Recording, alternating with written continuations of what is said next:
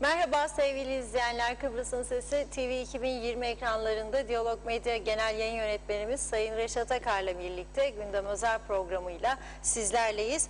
Evet, bugün Asya bebeğimizle başlıyoruz. Tedavisine Güney Kıbrıs'ta devam ediliyor. Asya bebek güneyde de günün konusu oldu. Rum basınında da geniş yer buldu haber. Öte yandan dün itibariyle kuzey-güney arasındaki PCR'sız testis geçişler başlamıştı.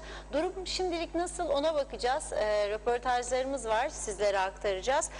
Kalkınma Bankası'ndan alınan ve ödenmeyen krediler konusuna da değineceğiz. Bugün son olarak da New York'ta gerçekleşen üçlü zirve, Cumhurbaşkanı Ersin Tatar, Rum yönetimi lideri Nikos Anastasiadis, Birleşmiş Milletler Genel Sekreteri Antonio Guterres'le dün bir görüşme gerçekleştirildi. Görüşme hakkında yorumlar nasıl, farklı değerlendirmeler var. Hepsini sizlerle paylaşacağız. Tabii ki sizlerin yorumlarıyla, sorularıyla Gündem Özel programımıza başlıyoruz. Sayın Akar, merhaba. Merhabalar Funda Hanım. Herkese hayırlı günler dileyerek başlayalım.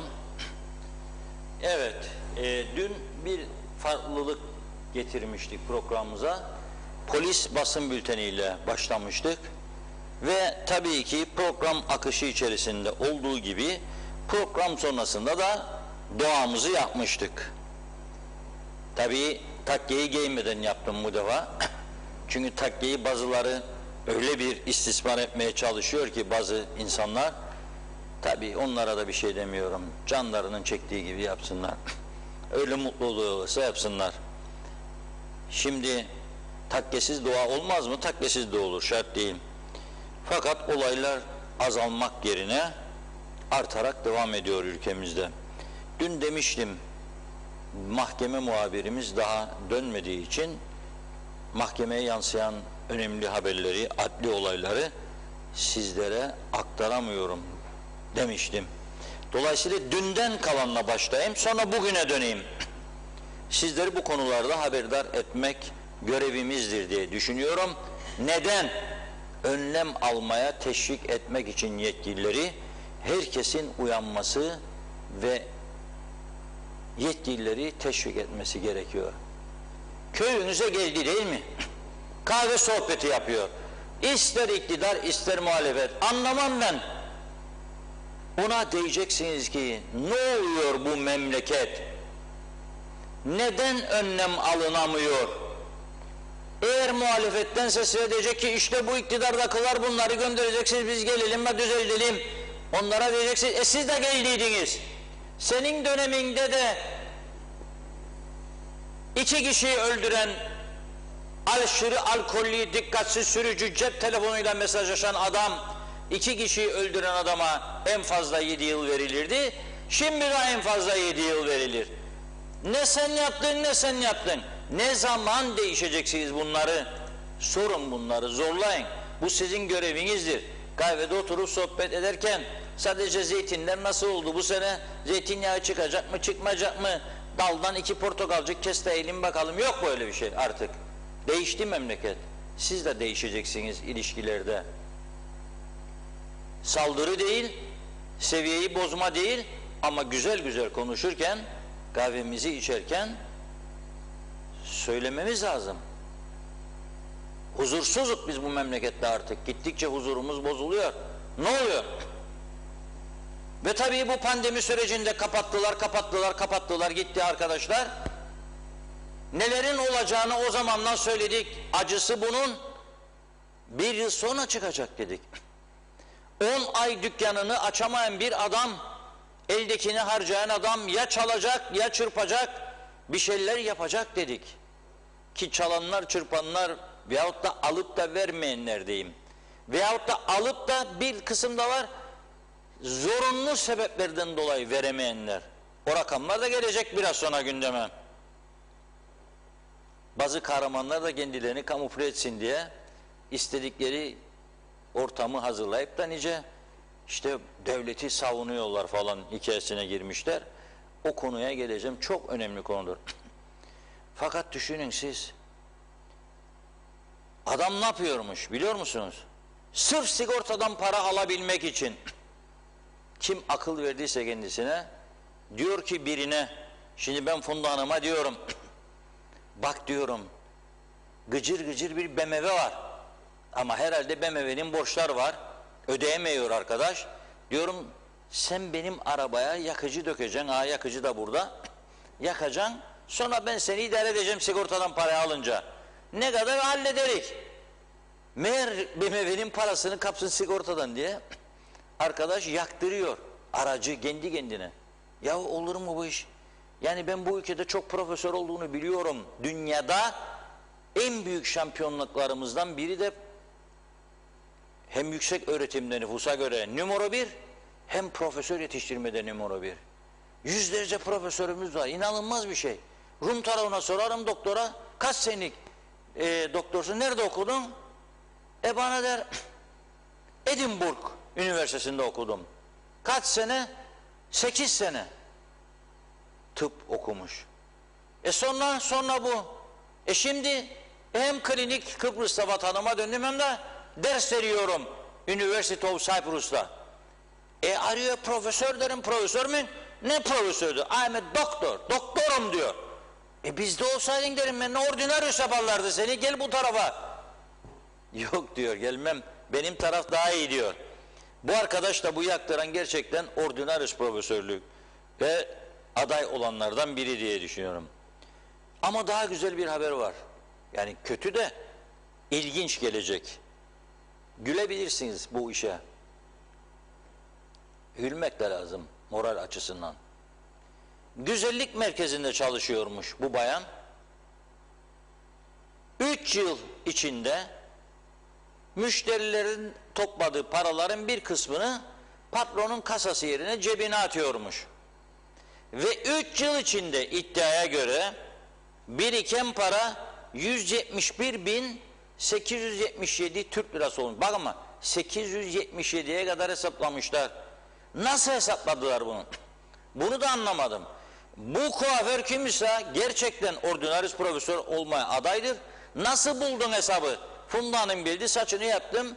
Aldım 150 lira, 50'yi kasaya attım. 100'ü cebime, ya 90'ı ya 80'i nereden buldu? 3 sene gerisine gitti. Daha bu paraları bu kadar kuruşuna kadar aldım, cebe attım. Gerçekten anlamış değilim. Mahkemede önüne ne iddia götürülürse polis maalesef, polise ne söylenirse polis de onu oraya taşır. Tam araştırma yapmadan. Sen araştırdın mı bu kuaförçüler kadın gerçekten 171.877 çaldıysa 3 sene fark etmedi ya bu patron bu kadar büyük parayı. Yani burada bir ciddi durum var. Demek ki polis, gittim kendisine dedim ki budur. Bir de sorguladı. Kadının da yüzü kızardı. Birazcık bir şeyler götürdü kadın mutlaka. Olabilir. Tamam o zaman demek dediği doğrudur ha. 171.877 TL. 77 TL 10 kuruş da olabilirdi. Bence onu da ilave etseydiler daha iyi olacaktı. İlginç bir durum gerçekten. Bir tane yabancı, adı da Şerif. Kovboy filmlerde var ya, Şerif madalyon da var üstünde. O Şeriflerden değil ama bu. Soyadı da Muhtar. Hem Şerif hem Muhtar. Evine Zula'dan malı çekerken yakalamışlar. 2 kilo 200 gram uyuşturucu. Bunun içerisinde bir miktarı da uyuşturucunun en belalısı kokain. 10 yıl hapislik verilmiş kendisine. İngiltere'de yaşayan bir yakınımı aradım. Dedim orada olsaydı bu güneş yüzü görmezdi dedi. Neden dedim. Yahu dedi 2 kilodan bahsediyorum. 2 gram değil, 20 gram değil, 200 gram değil. 2 kilo 200 gram. Ve hem içinde kannabis var, hem içinde kokain var, hem başka bir madde daha var. Korkunç bir şey. O zaman düşündüm, dedim ki yahu dedim burası gerçekten Afrodit'in aşk adası. Uyuşturucu da olur, aşk da olur, meş de olur, dayak da olur. Dayak da olur. Nitekim Dövüyorlar da. Demirhan'da bir kişiyi 3 kişi bir olup dövmüşler. 30 bin pardon, evet 30 bin TL nakit teminatından da serbest bırakmışlar. Başka bir tane Yusuf var, kurban olayım kendine, kurban o. O da eşiyle tartışmış. Ver Allah Allah dayak, ver Allah Allah. Saçlarından çekmiş, ellerinden, kafasından falan filan. Ona da demiş ki mahkeme, yatır 10.000 TL keminat kurbana. Ondan sonra çek git evine. Mahkeme günü ne gün gelirse 2 yıl, 3 yıl, 5 yıl sonra Allah kerim amin. Şimdi bugün polis açıklama yapıyor. Diyor ki bir evde diyor arama yaptık diyor ihbar üzerine. Satışa hazır vaziyette uyuşturucu bulmuş.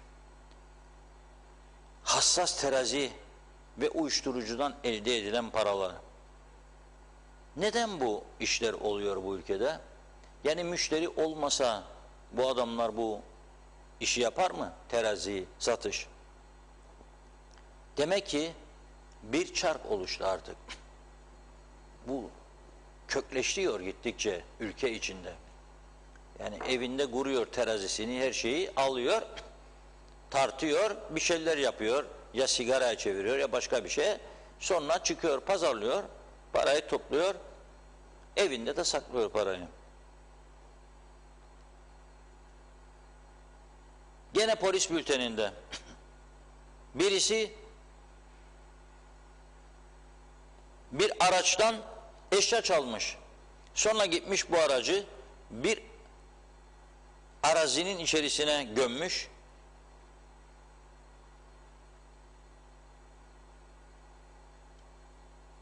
Ondan sonra da eşyaları yakmaya kalkışmış. Eşyaları yakmaya kalktığınca arazinin içindeki akasya ağaçlarını da yakmış bu durumda. Ve tabii polis ondan sonra uyanarak bunu peşine düşüp yakalamış. Birisi gitmiş Ozanköy'deki Erdener Market'e müşteri olarak girmiş. Adı da 4 harf vardır. A, W, D, K. Büyük bir ihtimalle bizde olmaz yani. 3 olur en çok. 4 olduğuna göre yabancı uyruklu, uzaklardan gelen biri olabilir. 283 Türk lira değerinde kişisel bakım ürünü almış. Büyük bir ihtimalle kadındı bu. 57 yaşında üstelik. Ruju eksilmiştir evinde. Ne yapsın? Para oldu. Gitti oradan ruj aldı. Boya moya falan marketten. Ve sokağa çıkma yasağı. 36 kişi uymamış buna.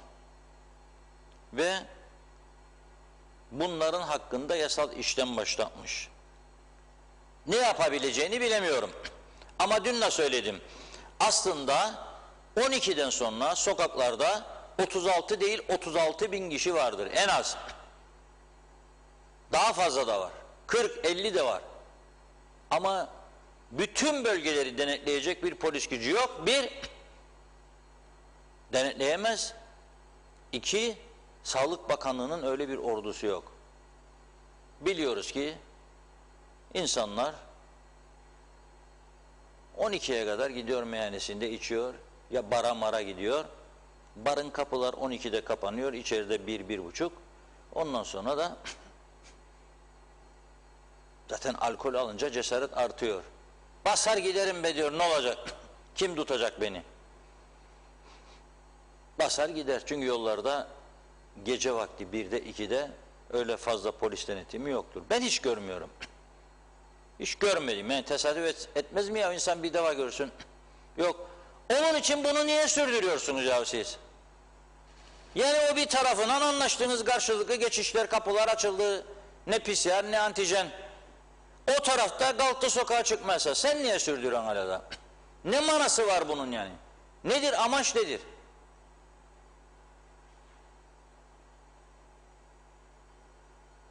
Ve bugün baktım sosyal medyada bir arkadaş böyle büyük haber kalkmış gibi bir sitede paylaşmış. Demiş bugün Bakanlar Kurulu'nda yabancılara ve öğrencilere sokağa çıkma yasağı uygulanmaması yönünde bir karar alınacak. Sonra Bakanlar Kurulu toplandı. Aldı mı böyle bir karar? Hayır. Neden? Çünkü sosyal medyada birkaç kişi o ne bu ayrıcalık demiş. Ondan kaynaklanıyor bence. Birisi derse ne bu ayrıcalık ve o kişiyle ilgili de birisi bir yerlere telefon açtıysa bakın ha sosyal medyada saldırıyor sakın ha yapmayın. Ya o İstanbul'u 3 hafta kapattılar. Türkiye'de bütün vilayetleri hem de bayram dönemi, bayram öncesi, bayram sonrası bütün televizyonlarda bize İstanbul sokakları, Antalya plajları yahut da sahilleri turistlere kaldı diye yayınlar yaptılar. Ne rahatsız olmadı Anadolu halkı? Turizm para istiyorsan turist geçecek tabii ya bırakacaksın. Sana ne bunlar? Ne zararı var sana? Ne zararı var ülkene? Ne zararı var maliyeye? Ne zararı var başka sağlığa? Zaten geçişine izin vermişsin sen bu adamın. Niye birbirimizle cambaz oyunu oynuyoruz Ali Cambaz? Gerçekten birbirimizi kandırmaktan başka hiçbir şey yaptığımız yok. Ya o zaten A12'de kaçmaz meyhaneden. Ben de gidersem ben de kaçmam. Kapat meyhaneci kapıyı derim oturacağım içeride ya 1'e kadar. Birden sonra zaten kimse beni tutmaz görmez. Görürse de okusun okuyacağı davayı nedir alacağı benden? 50 Türk lirası kaçacak bana yoksa 100 lira. Ne yapacak bana? Ne devam ediyorsun buna sen ısrarla? Bizi şey mi idare eder ya? O klavyeler mi idare eder ülkeyi? Ve çok ciddi sıkıntıdan geçtiğimiz bir dönemde dün gösterdim hastanenin içindeki durumları, hastaların yattığı odalarda durumları gösterdim dün. Sandalyeler, plastik sandalyeler kırık, dökük, dolaplar kırılmış, eskimiş, sinekler vızıl vızıl geziyor, pireler geziyor. Nedir bu hal ya? Nasıl düzelecek bu ülke? Anlayamıyorum gerçekten. Ve kapıları açtık. İyi mi oldu, kötü mü oldu? Biraz sonra bugün arası esnafıyla arkadaşlarımızın yaptığı söyleşileri izleyeceğiz az sonra. Peki onlar bu yeni uygulamanın daha 2. günündeyiz. Pazartesi başladı, bugün 2. gün. Biraz hareketlenmenin başladığını söylüyorlar. Dinledim birkaç tanesini. Daha 2. gün. Demek ki bunun bir faydası olacak bu geçişlerde. Peki biz Rum tarafına çift aşıyla geçebiliyor muyuz şimdi? Ne PCR ne antijen geçiyoruz. Rum tarafından gelenler bize çift aşıyla geçebiliyor mu? Geçiyor. PCR istiyor muyuz? Hayır. Peki sen böyle bir uygulamayı başlatırken neden Hollanda'dan gelen benim vatandaşıma KKTC vatandaşı Kıbrıslı Türk orada yaşıyor? Hollanda hükümeti ona izin vermiş aşı kartıyla biniyor seyahat ediyor.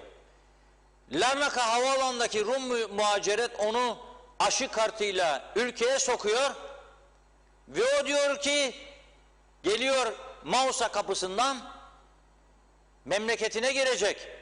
Cebinde de eurolar var tabii gösterecek komşulara. Avrupa'dan geldim bırak gelsin harcasın be eurolar. Rıdvan Boranlar Bey. Tabii telefon numaramı bilmediği için Messenger'den arıyor. Allah Allah dedim sabah bu adam ne yapmaya arıyor? Çok insanda aradığı için yetiştiğime bakıyorum, yetiştiremediğime bakamıyorum.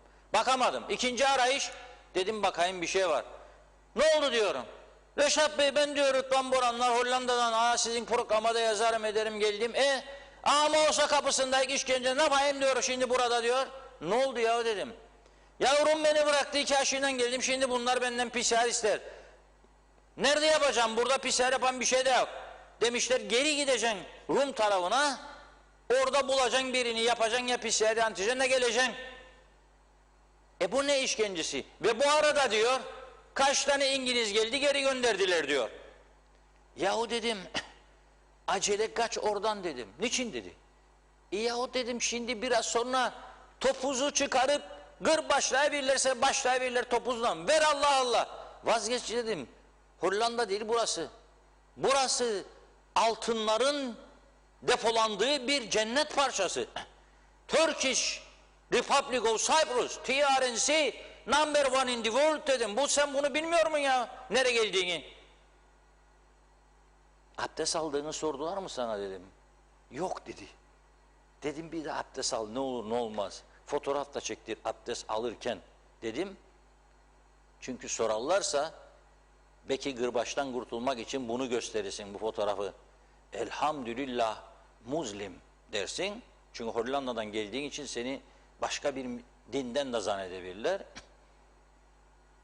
Al abdestini dedim. Yap antijeni de. Gülüyorum adamın haline. Ağlanacak bir durum aslında. Ya Rum tarafı bu Kıbrıslı Türk'ü Hollanda'dan geldi bırakıyor aşısı tamam diye orada yaşayan bir adam. Benim gümrüğüm bırakmıyor. Bana diyor talimat böyledir. Kim verdi talimatı? Üst kurul diyor. Üst kurul kimden oluşur? Birilerinden. Sağlık Bakanımızın çok açık, ufku açık bir adam olduğunu düşünüyorum. Ama ayağını elini zincirlediler onun da öyle görüyorum. Bu yanlışları göremez mi o da? Yani bu ülkenin turizm olmazsa kalkınamayacağını bilemez mi? Çevirdim sonra gazetenin sayfasını baktım. Turizm Bakanı hedefimiz 35.000 turist demiş. 3.500'ü bul da seni alnından öpeceğim. Ne hedefi atmazsa ondan olmaz ya bu işler. Bir plan bir program olur. Hedef olur. Nasıl olacak? Her gün adamlara bu zorlukları çıkarıyorsunuz. Ve benim esas kara kapısından gelenlere bir kuruşluk senin katkın yoktur. Ne teşvik veriyorsun, ne reklam parası veriyorsun, ne acente bilmem ne komisyoncu, hiçbir şey yok. Adam kendiliğinden geliyor. Bırak ya gelsin. Bu Rıdvan Bey de geldi Hollanda'dan. Eurolar harcayacak, gidecek köyüne, gösterecek etrafında kana bak biz orada euro kazanırız. Kaç paradır bir euro? 10 TL diyecek. Marketçiye diyecek, ver bakalım hellimi, ver bakalım karpuzu bitmeden zamanı. Yeğilim. Ne var bunda? Ne engelliyorsun sen bu adamı ya? Ya öteki çift aşağıya koydu. Peki ben bana gelen Andreas kapıdan geldi ya da Maria. Onun bir gün önce Hollanda'dan ya 3 gün önce ya 5 gün önce gidip de Hollanda'dan gelip gelmediğini nereden bilirim ben? Onu koyuyorum. O da Hollanda'dan gelmiş olabilir bir hafta evvel, 3 gün evvel, 5 gün evvel, 1 ay evvel. Onu koyuyorum çünkü prosedür anlaştık. Anlaştık ama onu koyuyorum da o birini benim vatandaşımı ne yapmaya koymam ya? Nedir bu eziyet? Nedir bundaki amaç? Nedir? Ya Allah aşkına, Allah aşkına yapmayın ya bunu. Kendi kendimizin ayağına kurşun sıkıyoruz. Bakın başka Kıbrıs yoktur. Çok daha ciddi sıkıntılar gelecek kapıya. Her taraf dökülüyor. İşsiz güçsüz insanlar bak arabayı BMW'yi yaktırıyor. Ödeyemiyor diye. 30 binin üstünde dava dosyası var mahkemelerin gündeminde bakamıyorlar. Siz hala daha neyle uğraşıyorsunuz? Kimi tatmin edeceksiniz? Bırakın ya 2-3 kişi Facebook'ta size yazsın yazacağını. Bana da yazarlar. Bir hocanım yazdı bana bugün. Demişim ki aşısızları okula koymayın öğretmenleri demişim de bozuldu. Diye dedim demeye de devam edeceğim. Çünkü ben bakıyorum önümde bir dünya sağlık örgütü var. Aşının faydalarını anlatıyor. Bakıyorum İngiltere basınına, bakıyorum Amerikan hükümetine, Amerikan devlet başkanı Joe Biden bütün kamu kurumlarına aylar öncesinden aşısızların girişlerini yasaklamış. Özel sektöre çağrı yapmış aşısızları koymayın diye. O zaman ben de bunu deme hakkını buluyorum kendimde. Bunları izleyen, takip eden biri olarak. Eğer aşı olmak istemiyorsanız saygı duyuyorum.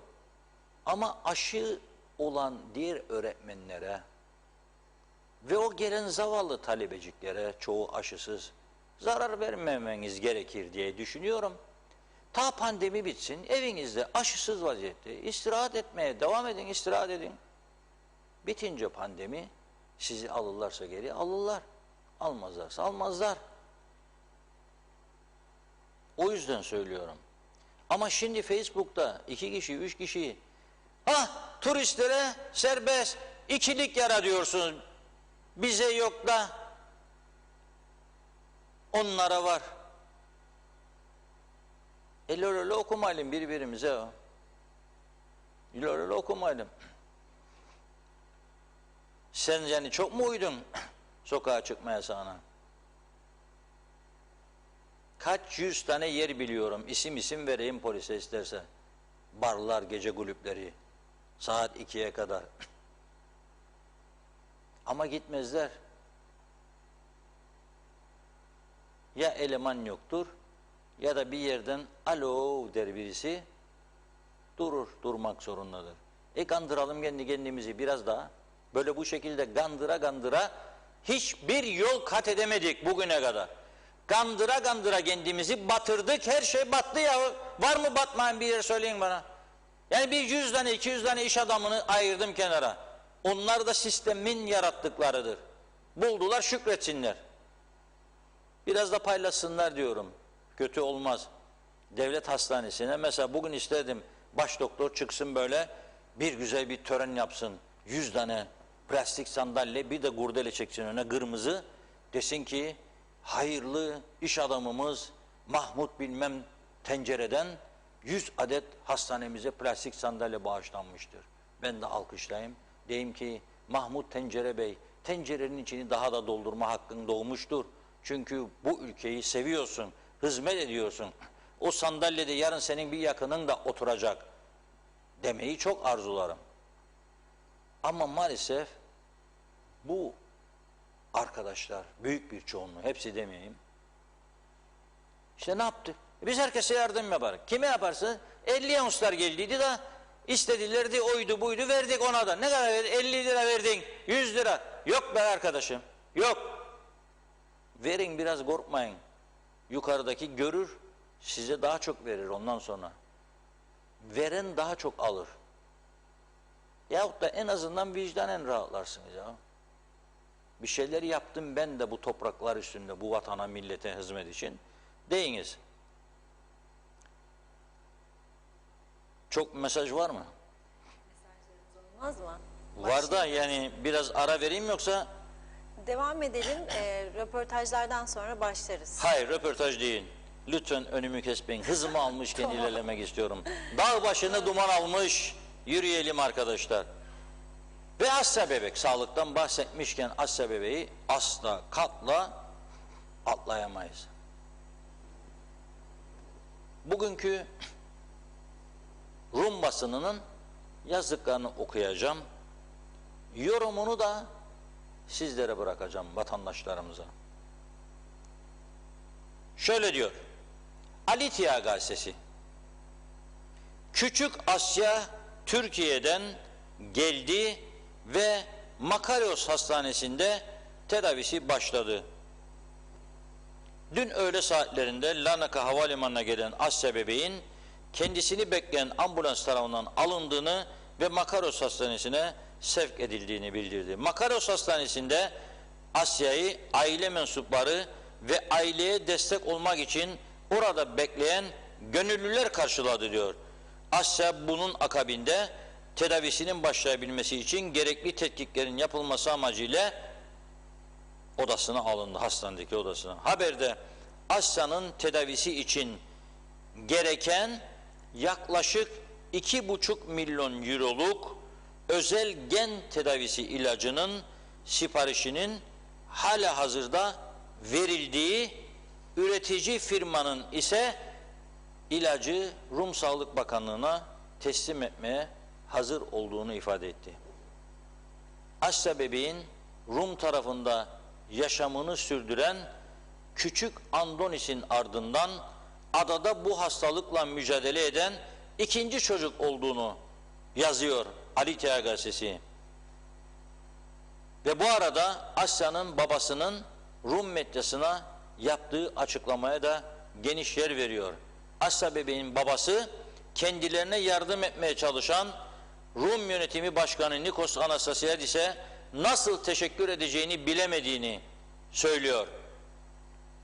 Ve babasının diyor oldukça heyecanlı ve mutlu olduğunu gözlemledi. Kendisi de böyle söyledi diyor. Phileleftheros gazetesi en yüksek tirajlı gazeteleri. Başlık: Küçük Asya dünden bu yana Makarios Hastanesi'nde tedavi başlatmak için tetkiklerin sonuçları bekleniyor.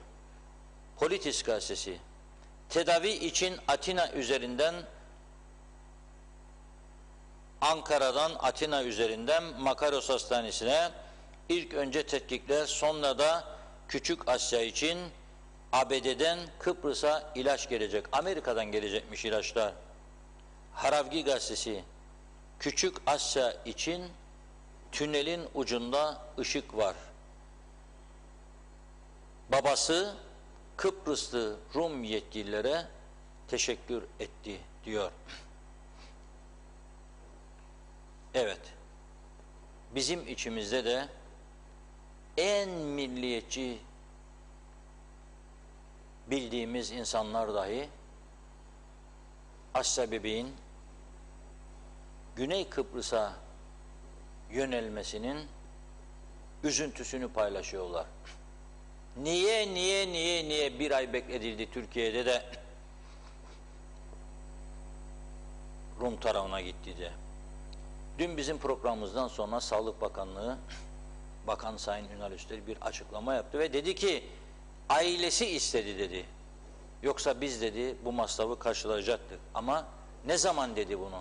Ne zaman ki Türkiye'ye gitti Asya bebek ve orada bekledi ve tedavi olabilmesi için vatandaşlık prosedürleri gerekirmiş dendi. Aile moral bozukluğuna uğradı. Ondan sonra KKTC hükümeti böyle bir açıklama yaptı karşılayacağız diye.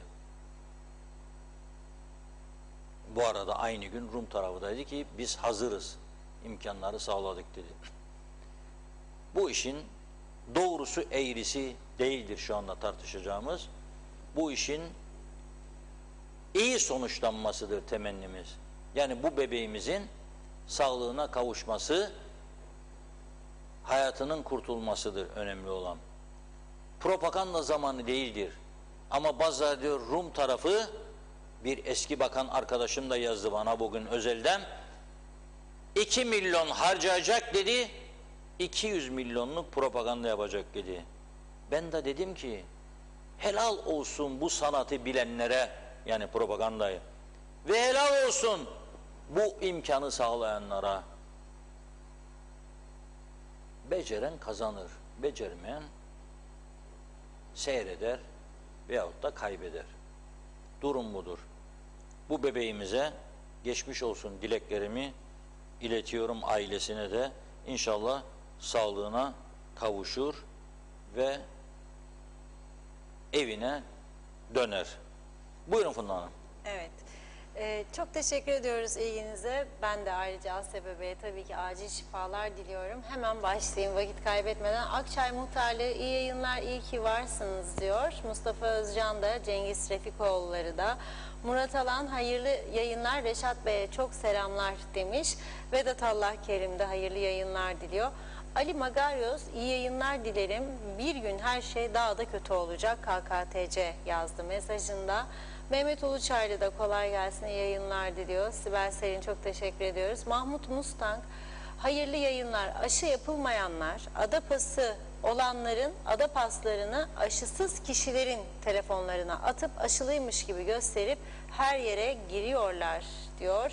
Erol Topçu hayırlı yayınlar diledi o da. Mehmet Uluçaylı Asya bebek acil şifalar. Bu durumdan dolayı iktidar ve muhalefet derhal istifa etmeli ve insan içine artık çıkmasınlar. Nazime Nalbant da iyi akşamlar diliyor. Sevdiklerine, hepimize Londra'dan selamlarını yolladı. Çok sevindirici haberler duyduk. Asya bebeğimizin tedavisine çok şükür başladıklarına ve her nerede olursa olsun bu yavrumuzun sağlığı önde gelir.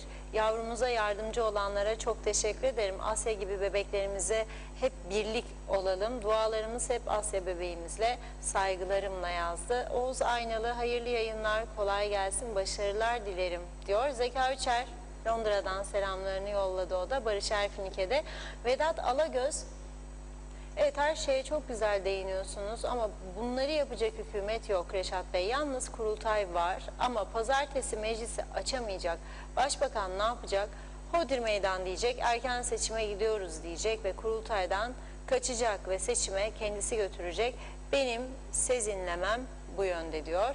Aytaç Bey, bu insanları niye yollamıyorlar bu memleketten? Allah korusun Reşat Bey, çoluk çocuklarımızı tehlike yaratabilir demiş. Saygılarımı arz ediyorum dedi. Hasan Çevik, iyi yayınlar. Kuaförün söylediği miktar vergi beyanına bakılırsa yalan söyleyip söylemediği ortaya çıkar.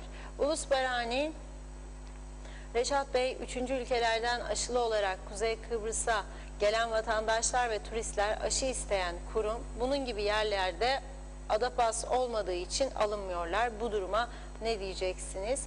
Kamil Özalay, o da Almanya'dan sevgi ve selamlarını yolladı. Çok teşekkür ediyoruz. Mehmet İnancı, hoş vakitler değerli dostlarım diyor. Aytaç Bey, evet bu ülkede yaşayan bilir acısını ve Reşat Bey bu gençliğe çok yazık ediyorlar. Bir vatandaş olarak kendim utanıyorum.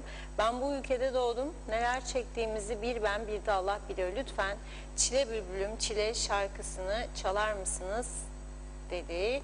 Belgin Rıfat, iyi yayınlar. Nazime Nalbant, Reşat Bey neler oluyor hiç böyle Kıbrıs'ımızda böyle hiç duymamıştık, yalanlarla sahteliklerle para kazanmaya. Bunların cezasını da çekerler. Helal para kazanan, nasıl diyeyim, evet cezasını çekersiniz, helal para kazanın diyor.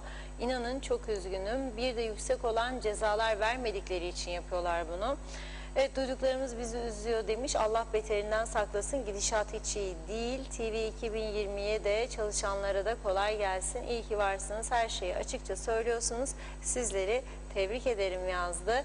Ulus Barani, Reşat Bey, Sağlık Bakanı Ünal Üstel'in ufku açık bir adam diyorsunuz ama bu adamın adı her olayda da geçiyor diyor. Mehmet İnancı, Reşat Bey bazılarımız hayal dünyasında yaşıyorlar. 35.000 hedeftir de 3.500 gelirse ben de öperim o zatı. İyi yayınlar. Mustafa Deniz Gezen, bırakın insanları memleketlerine gelsin ya da kapılara test yapan birilerini koysunlar. Mehmet İnancı, aşı yaptırmayan öğretmenler okulun gancellisine bile yaklaşmasınlar. Siz haklısınız Reşat Bey. Belgin Rıfat, sahtekarlıklar, sahte para, uyuşturucu, hırsızlıklar, saldırgan, bir gençlik, ev içi şiddet, gençlerde şiddet, ensest veya cinsel saldırılar, trafikte ralliler ve tabii kalbur üstünde bir şey yok. Partilemeler, lay lay lomlu hayatlar, estetik ya da botokslu, bir kısım asgari ücretle geçinmeye çalışıyor, bir kısım günlük harçlığı, o kadar. Burası Kıbrıs dedi. Hüseyin Arslan da ben İngiltere'den iyi yayınlar diliyor bizde. İş adamları yardım etsin, ben de yardıma varım demiş Hüseyin Bey. Nazime Nalbant, Reşat Bey her şeyi doğru söylediğiniz için çok kişiler beğenmiyor. Tabii ki aşılarımızı kim olursa olsun yapacaktır. Sakın sahtelikle de aşı oldu diye sahte belgede almayın. Hem size zarar olur hem çevrenize, ailenize. Lütfen doğru olanı yapın dedi. Vedat Özkan Ankara'dan yazıyor bize. Evet, gündemin en güzel şarkıcı Erkin Koray'ın Fesubhanallah şarkısı dile getiriyor. Yayınlarsanız sevinirim yazmış. Kutel Tosun, Asya bebeğin Rum tarafında tedavi edilmesi çok sevindirici bir durum kendisi ve sevenleri için, fakat Türklük için bir utançtır dedi. Belgin Rıfat da bebek iyi olsun da önemli olan o diyor. Arkın Söyleroğlu, hayırlı yayınlar, her şey güzel olacak dedi. Vedat Özkan, dün Başbakan Saner, pazartesi nisap sağlanırsa meclisi açarız, sonra kurultay yaparız. Yılbaşından sonra erken seçim için karar alabiliriz demiş. Bir yılda pes ettiler. Biz beceriksiziz, yapamadık diyorlar. Oysa ki meclisi açalım, bekleyen acil kanunları çıkaralım diyen yok. Mehmet Kurtulmuş, iyi yayınlar diliyor. Allah işlerinizi rast getirsin. En büyük TV 2020 hepimizin İnşallah. Hüseyin Koltan, Doğru Haber'in adresi iyi ki varsınız. Hayırlı sağlıklar, yayınlar dilerim. Reşat Bey, Asya bebeğe çok geçmiş olsun. İnşallah istediği tedaviyi alır. En kısa zamanda sağlığına kavuşur. Çok teşekkür ederiz. Hasan Nihat Erduran, Güney Asya buradayken tedaviyi kabul etmeliydi. Gecikme olmamalıydı. İnşallah kurtulur bebek. Belgin Rıfat, yıllardır Avrupa Birliği'nden gelen her türlü yardımı alırlar. Varsın birazını bebek için harcasınlar diyor. Emin Özatilla da iyi yayınlar diledi. Reşat Bey, doğru söylüyorsunuz. Öğretmenlerin aşı olması gerekir. Hatta öncülük etmesi lazım dedi. Turgay Gezen, bu memlekette kullandırılan örtülü ödeneklere, Kalkınma Bankası'ndan alınan ve yarısı geri ödenmeyen kredilere, hak edilmeyen ek mesai ödeneklerine ve daha nicelerine bakıyorum ve Asya bebeğin Makaryos Hastanesi'nde tedavi altına alındığını görüyorum. Bu ayıp. Bu ülkeyi yönetenlere yeter de artar bir de dedi. Vedat Allahkerim, öncelikle Asya bebeğimize geçmiş olsun diliyorum yazdı o da. Kalkınma Bankası'na gelince hangi ihtiyaçlı vatandaşa verilmiş açıklasınlar. Yine kendi yandaşlarına, ensesi kalınlara verdiler. O nedenle geriye dönüş olmadı yazdı. Son mesaj okuyayım, ara verelim.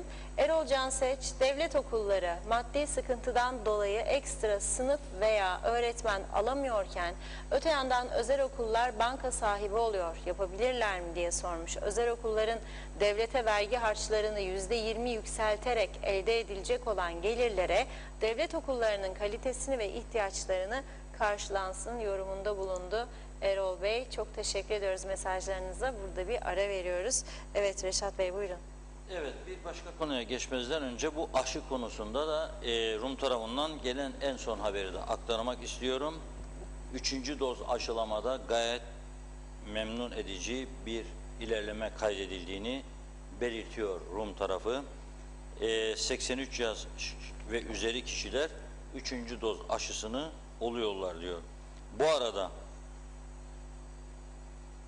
tüm bölgelerdeki aşı merkezlerinde dün sadece bir günde 1706 kişi 83 yaş ve üstü 3. doz aşısını olmuş. Genel olarak baktığımızda da Güney Kıbrıs'ta yetişkin nüfusun %80.8'i tek doz, 77.4'ü de çift doz aşısını olmuş. 16-17 yaş grubunda olanların %41'i aşısını olmuş. 12-15 yaş arasındaki çocuklarda %26.2 aşılama oldu diyor. Bu arada listelerde de değişiklik yapmış Güney Kıbrıs ve önümüzdeki Perşembe gününden itibaren Fransa, İspanya, Hollanda, Uruguay turuncu listeye dahil edildi diyor. Turuncu listede olanlar seyahatlerinden 72 saat önce test yaptıracaklar aşı kartı yoksa veya PCR sonucunu gösteren bir belgeleri olacak. Evet, son durum Güney Kıbrıs'ta budur. İnşallah, maşallah bizim tarafta doğruları bulacak ve iyi bir sonuca doğru bizleri götürecek. Bunu bekliyoruz. Ama tabii siyaset özür dilerim, gerçekten çok ciddi bir hal aldı artık ülkemizde. Nasıl bir hal aldı? UBP'nin seçim kurultay tarihi yaklaştı. Neredeyse bir ay gibi kısa bir zaman var. Kurultay nedeniyle şimdi iç çekişmeler, o biter bitmez seçim tartışmaları, genel seçim tartışmaları başlayacak.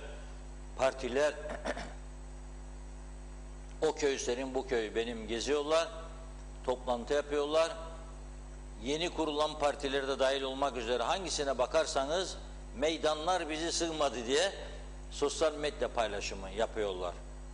Bu işin tabii meydanların sığıp sığmadığı meselesinin ne kadar etkili olacağını sandıkta göreceğiz elbette herkes. Ama tabii o güne kadar çok da değişimler olabilir ülkemizde. En önemlisi bazı partilerin birleşip birleşmeyeceğini de göreceğiz bu seçimde. Birleşme olursa güç doğar, olmazsa güç kaybedilir. Ve bu kadar sorunun yaşandığı bir ülkede elbette tek başına iktidar çok zor bir olay diye düşünüyorum. Ama halkımızın da koyu koyu parti tutma yerine, yani Fenerbahçeliyim ölürüm de vazgeçmem, Galatasaraylıyım cimbomlu da vazgeçmem değildir bu iş. Bir Avrupa zihniyetinde, mantığında körü körüne ölümüne siyasi parti tutmazlar. Bakarlar mevcut iktidar ne yaptı? İyiyse ona oy verirler. İyi değilse iyi olacağına inandıklarından birine verirler. Ve onlar bizim gibi tayin terfileri falan filan yolları değil, onlar eğitimi, sağlığı öncelikle ön plana çıkarırlar. Onu tartışırlar. Eğitime ne kadar başarılı, sağlıkta neler yaptı? Hastanelerde bekleme süreleri nedir? Ne düzelmeler oldu veya ne gerilemeler oldu? Bunlara bakarlar, ona göre. Ve şimdi son zamanlarda, dün de bahsettiğim gibi, nereye bakarlar? Çevre, iklim değişikliği konusunda yapacaklarına bakarlar. Nasıl hizmet edecekler diye. Dünden bugüne ilginç bir durum var tabii. Sosyal medyada bir paylaşımlar yapıldı dün. Bugün de devam ediyor. Konu krediler. Kalkınma Bankası'nın verdiği krediler. Kalkınma Bankası demek illaki ülkeyi kalkındıracak kredi veren kurum anlamında değildir bizim ülkede. Başka bir ülkede olsa öyledir. Burada kişileri kalkındırma ön planda tutuldu bugüne kadar. Tümünde değilse bile bu kadar yıllık süre içerisinde gelmiş geçmiş yönetimlerin büyük bir çoğunluğu ülkenin kalkınacağına inandıkları için vermediler bu kredileri. Kişilerle olan yakınlık, partisel çıkarlar ön planda tutuldu. Şimdi de verdiği kredileri tahsil edemeyen bir bankanın yönetiminden ayrılıp bir takım iddialar ortaya atılınca Kalkınma Bankası'na bu defa başkan olan arkadaşımız dün öğle saatinde yönetim kuruluna haber bile vermeden sadece bir tanesine 5 dakikalık veya 10 dakikalık opsiyonla ben basına açıklama yapacağım diyerek basının içinden 3 kişiye bir yemek verip da bankayı kurtaran adam gibi ya da kurtarmak isteyen ve bugünkü durumuna üzülen bir başkan gibi açıklamalar yapmış. Biz de o yapıldığı iddia edilen rakamlar üzerine konuşuyoruz burada ama 3 aşağı 5 yukarı doğru fikirler de var. Mesela diyor ki bu Kalkınma Bankası diyor bugüne kadar diyor 748 milyon Türk liralık krediyi tahsil edemedi diyor. Donuk kredi sınıfına girdi diyor. Bu da verdiğimiz diyor toplam kredilerin %53'ünü oluşturuyor. Şimdi dünyada böyle bir sistem olabilir mi? Verdiğim kredi bir özel banka olduğunu düşünelim bunun. 100 lira kredi veriyorsa 53 lirasında yıllardır geri alamamışsa batmıştır o banka zaten. Ne yapmayı düşünüyorsunuz? Bunu duyuruyor.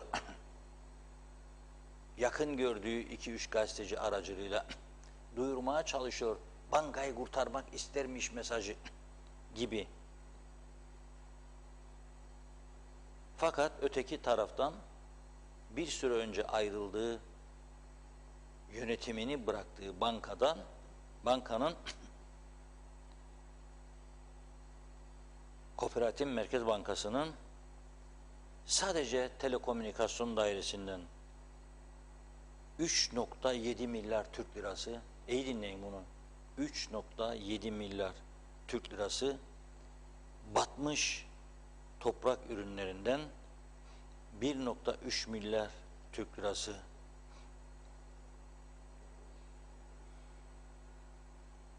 alacağı varmış. Tabii benim bildiğim 4,5 milyar kadar da batmış Kıbrıs Türk Hava Yolları'ndan alacak var. Gerçekten durum vahim. Bu paraları nasıl alacaklarını konuşan, fikir üreten, çözüm öneren var mı bir taraf? Efendim verdi kredileri kalkınmadan alamıyoruz paraları, %53'ü battı. Ne yapmayı düşünüyorsun? Hedefin nedir? Verdik mahkemeye de yürümüyor. Sordum ben bir güvendiğim arkadaşa program öncesinde oralardan. Bugüne kadar herhangi bir ceza alan oldu mu arkadaş dedim. Yok dedi. Mahkemeye verip dava ettiğiniz 3-4 kişi var dedi. Neden 3-4 kişi %53'ü ise? Bu da enteresan. İçinden seçmişler 3 kişi ya 4 kişi onu vermişler. Neden? Peki neye olacak bu iş? Mahkemeler zaten yürümüyor. Dava dosyaları bekliyor mahkemelerde deniliyor. Peki kime ne kadar para verdiniz ya siz bu bankadan? Bu bölümlerini de açıklasaydı keşke bu arkadaşımız da hem bütün medyaya bir yazılı açıklama yollasaydı. Görelim biz de, merak ediyorum.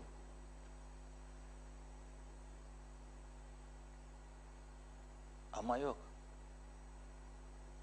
Gelmiyor. Vardır bir bildiği.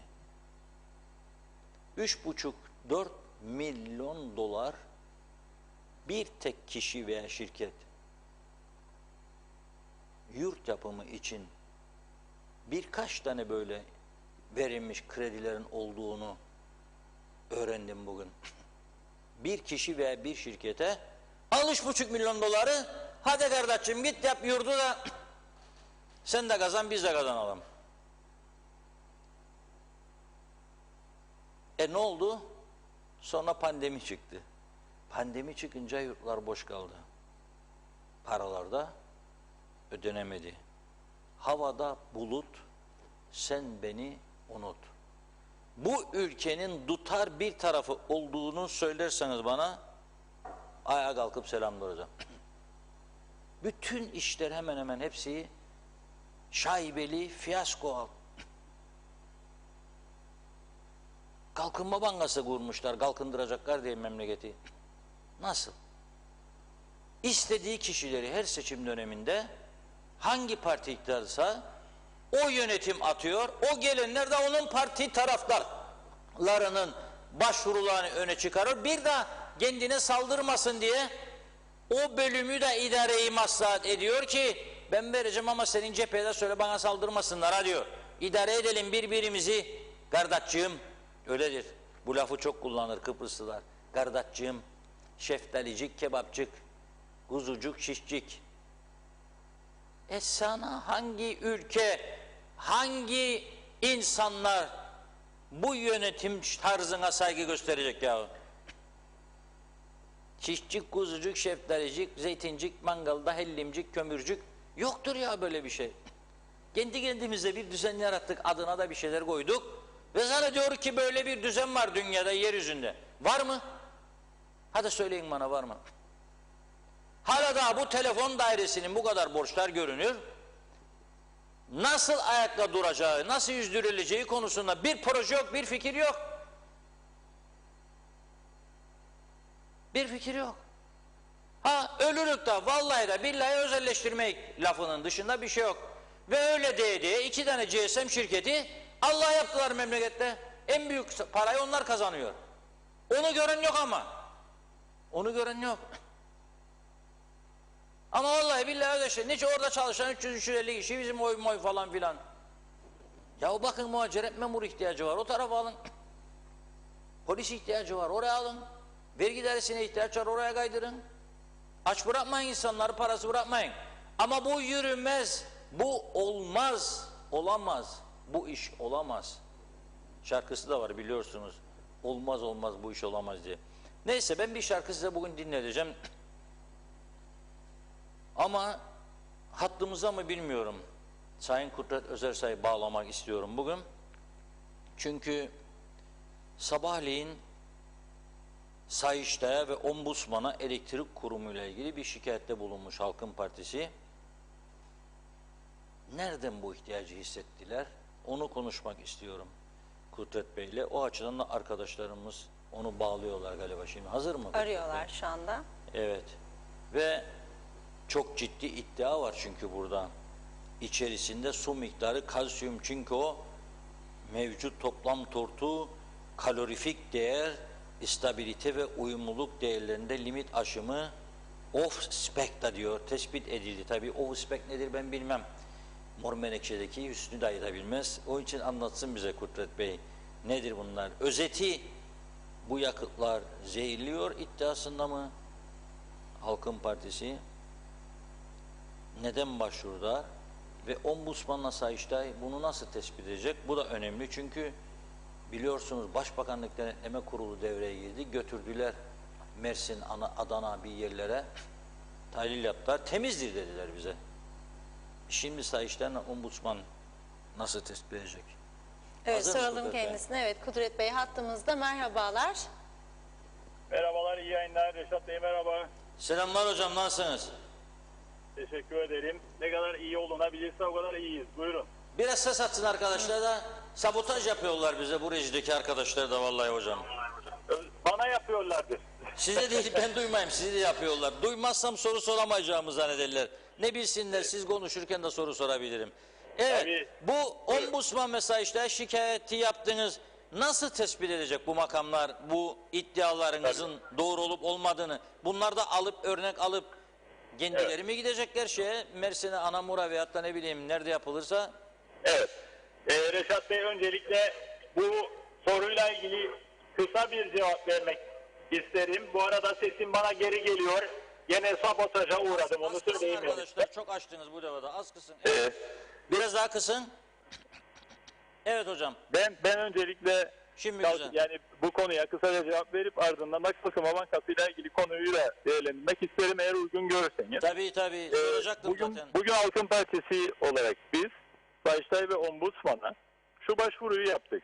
Bu son gelen yakıtla ilgili olarak değil daha öncesiyle ilgili yapılan tahlillerde yakıtın kirli olduğu kurum tarafından tespit edilmiştir. Kurumun kendi temsilcisi mahkeme önünde kamuoyuna açık bir biçimde ifade verirken yaptıkları tahlillerde getirdikleri yakıtın kirli olduğunu kabul etmiştir ve üstelik de kurumun kendi içinde hazırlanan rapor ile bir yönetim kuruluna bir öneri sunulmuştur. Biz bu evrakları da sunduk bugün Ombudsman'a ve Sayıştay'a. Yani nereden tespit edecek diyorsunuz ya, kurumun yönetiminin kendi içinde gelen yakıtın kirli olduğu ve bu kirlilik oranı çerçevesinde şu kadar dolar ceza kesilmesi gerektiği şeklinde bir öneri yapıldı ve yönetim kurulu yasaya göre bu cezayı kesmesi gerekirken cezayı kesmedi. Ve bu cezayı kesmediği için de kurum zarara uğratılmış oldu.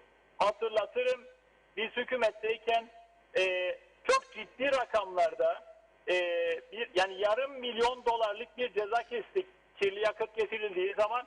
Şimdi de kirli yakıt getirildiğini tespit ettikleri için ceza kesmeleri gerekirdi.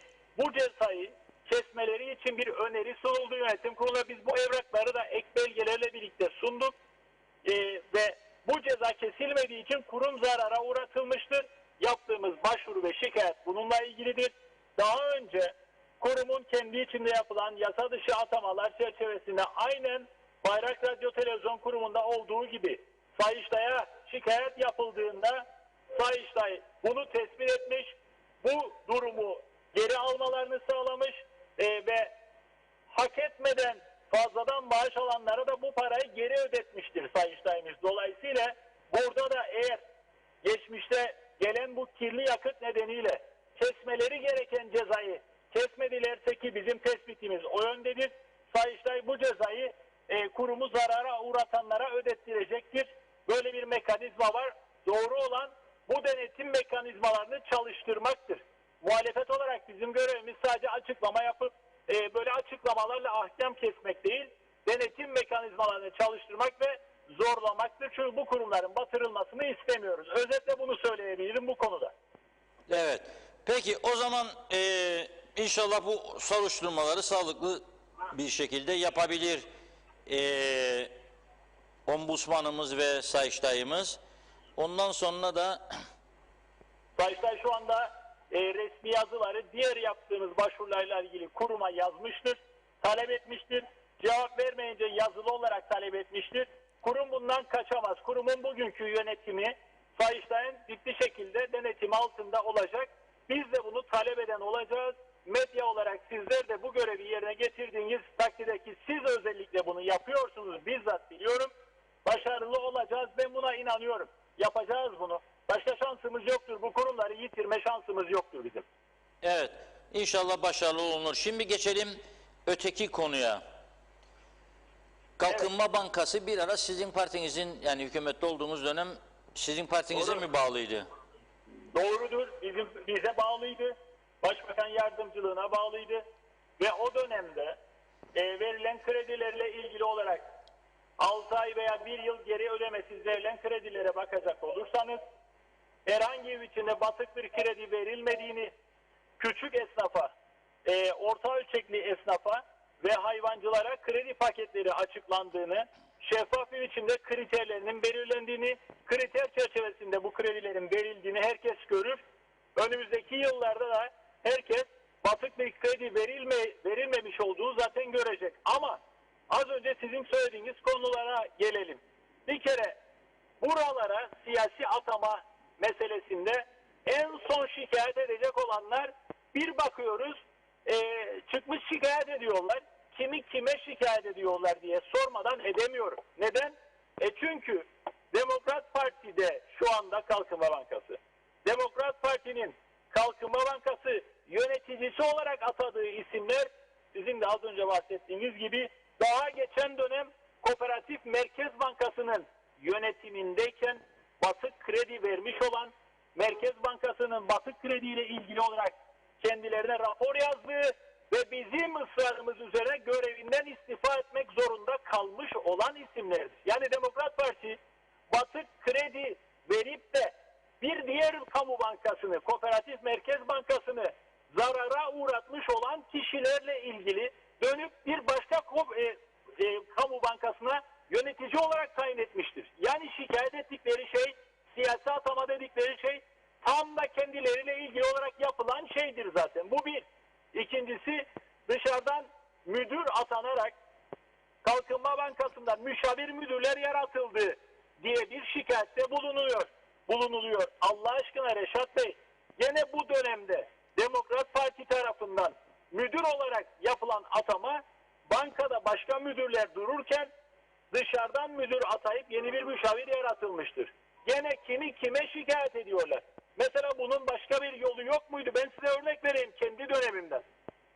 Bak, bu banka bize bağlı olduğu dönemde, benden önceki dönemde, yani Cumhuriyetçi Türk Partisi döneminde atanmış olan müdürü görevden almadık.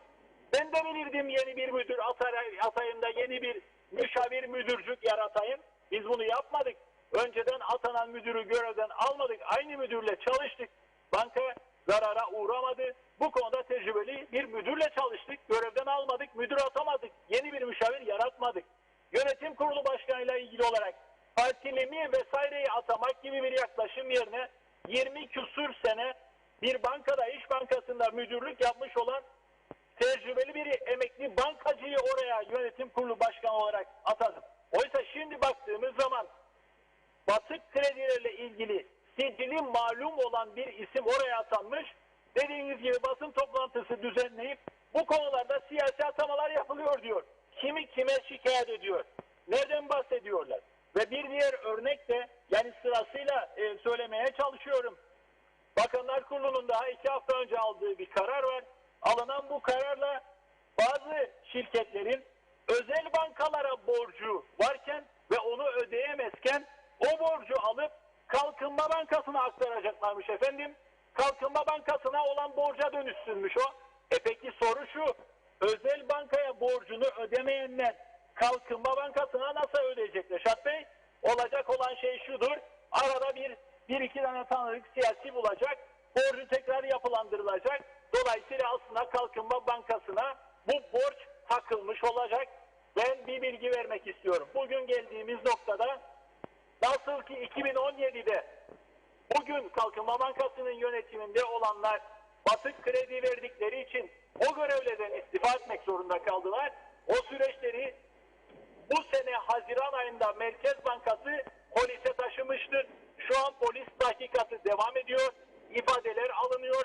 Kooperatif Merkez Bankası'ndan da Kalkınma Bankası'nın bugünkü yöneticileri o basın toplantılarını yapanlar da polise ifade verecekler Reşat Bey. Çünkü tahkikat şu anda devam ediyor ve bu tahkikat bağlamında da o verilen batık kredilerle ilgili Merkez Bankası'nın hazırladığı rapor çerçevesinde gereken yapılacak. Yani şunu söylemeye çalışıyorum. Bu peşini bırakmadığınız takdirde bunlarda sonuç almak mümkündür. 2017'de biz daha meclise dahi girmemişken bu konuyu takip edip gerekli baskıyı koyduğumuz için Kalkınma Bankası'ndan değil ama o dönemde Kooperatif Merkez Bankası Başkanlığından istifa etmek zorunda kalmışlardı. Biz Evet. bunları... Şimdi tabii esas soru şudur bence. Şimdi bazı iktidarlar var, gelir, dürüst çalışır. Yasa dışı bir şey varsa peşine düşer. İşlerini düzeltmeye çalışır oraları. Ama tabii kalıcı olmazlar. Sonra gider, başkaları gelir.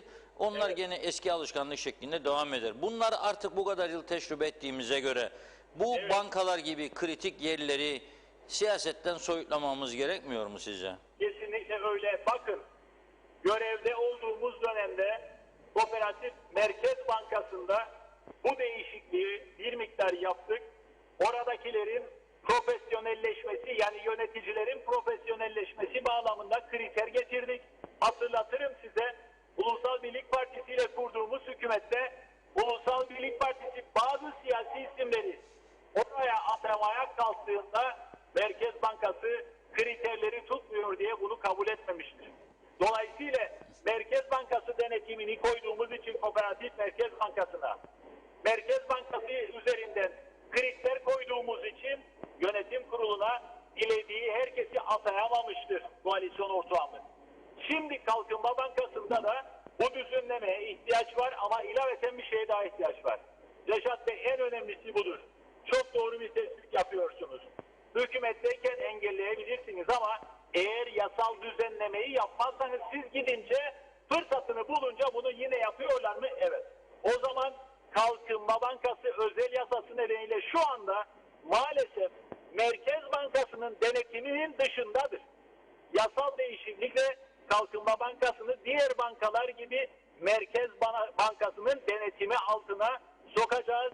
Bunun başka yolu yoktur bu saatten sonra. Çünkü bu bankada geçmişte bu uygulamaları yaptılar. Biz doğru bir örneği oluşturduysak da 1,5 sene maalesef bu yeterli olmadı. Şimdi bakın Demokrat Parti neler yapıyor. Üstelik de siyasi mesajlarla, kredi vaatleriyle de bir takım çalışmalar yaptıkları bize geliyor. Bunun denetimini muhalefetin sadece yapması yetmez. Kalkınma Bankası'nda bundan sonra Merkez Bankası'nın denetimi altına sokmamız lazım. Yasa değişikliğine bu konuda zaten Merkez Bankası bir çalışma yapıyor şu anda. Önümüzdeki dönemde hükümete geldiğimizde yasal değişikliğe odaklanacağız. Sadece doğru kişileri atamaya değil, sadece bu konuda tecrübeli ve dürüst insanları atamaya değil, yasal olarak da bizden sonra gelecek olanların elini kolunu o anlamda bağlayacak düzenleme yapacağız. Çok haklısınız bu söylediğinizde. Evet, son bir soru sorayım. Bizim ülkemizde bir temiz eller operasyonuna ihtiyaç var mıdır zaruri olarak? Hızlı, acil bir şekilde. Kesinlikle vardır. öte yandan bunun olabilmesi için sadece bir siyasi partinin uğraşması yetmez. Çünkü siz az önce söylediğiniz tek başına iktidar ihtimali memleketin siyaseti ve siyasi konjonktüründe mümkün görünmüyor. Eğer bu bir koalisyonlar şeklinde olacaksa siyasi partilerin bir kısmının veya farklı siyasi partilerde namuslu, dürüst, şerefli insanların basındaki insanların aynı niteliklere sahip basındaki insanların ve sivil toplum örgütlerinin dayanışma halinde çalışması durumunda çok kısa bir süre içerisinde olmasa bile yavaş yavaş yol almak mümkündür. Son bir de hatırlatma yapayım Reşat Bey. Bundan 10 gün önce ne dedik biz? Gece sokağa çıkma yasağının artık kaldırılması lazım dedik. Şimdi Evet. bakıyoruz o dönemde hayır efendim böyle bir şey olmaz diye size cevaplar verenler şimdi bakıyoruz bugün Bakanlar Kurulu'nun gündemine almışlar. Tam da söylediğimiz gibi mekanlar gece yarısından sonra açık kalmayabilir ama insanların serbest dolaşımının önünü açmak gerekir. Turizm açısından da başka açılardan da ciddi sıkıntılar var. Artık bu gece sokağa çıkma yasağını kaldırmak gerekir demiştik. İnkar ettiler diye 10 gün sonra dediğimize geliyorlar. Öyle anlaşılıyor. Bugün Bakanlar Kurulu toplantısından sonra göreceğiz bakalım bu konuda ne karar almışlar. Evet. Aldıklarını duymadım. Ben de konuşmuşlar da yabancılara müsamaha gösterilmesi yönünde antetli bir kağıda bir yazı yazılması kararı çıkmış. Bir korku vardır iktidardakilerde. İki tane Facebook paylaşımı, iki paylaşımı maalesef ürkütüyor yöneticilerimizi. Basına sızdırılan turistler ile öğrenciler için serbest olacakmış da sadece vatandaşlar için geçerli olacakmış sokağa çıkma yasağı. Allah aşkına böyle bir yarı buçuk kendi içinde çelişkili bir karar almazlar inşallah. Maalesef yani söylediğimizi yapmış duruma gelmemek için abuk subuk bir karar almazlar diye umut ediyorum. İnşallah. Çok teşekkür ediyoruz Sayın Özersay. Teşekkür ederim. Kolay gelsin. İyi yayınlar Reşat. Sağ olun. Çok teşekkür ederiz. Evet. Birazcık mesajcık okuyalım. Sonra Ondan da sonra devam edelim. Hemen başlayayım. Erol Hasan'da kalmıştım galiba. Avustralya'dan iyi yayınlar diliyor. Çağatay Doluner. Tabii ki Rum medyası bayram ediyor. Rüyalarında bile görmeyecekleri propaganda malzemesini gümüş tepsi içerisinde kendilerine hediye ettik. 50 sene bunun konusunu yapacaklar. Bizleri rezil edenlerin yazıklar olsun demiş. Yüzlerine Küçük Asya ve ailesi Rum olmaya karar verirlerse helal olsun derim. Acil şifalar yazdı Çağatay Bey. Nazime Nalbant mesajlarını arada özetlediğim mesajlar da oluyor Nazime Hanım. Çok teşekkür ediyorum. Çok naziksiniz.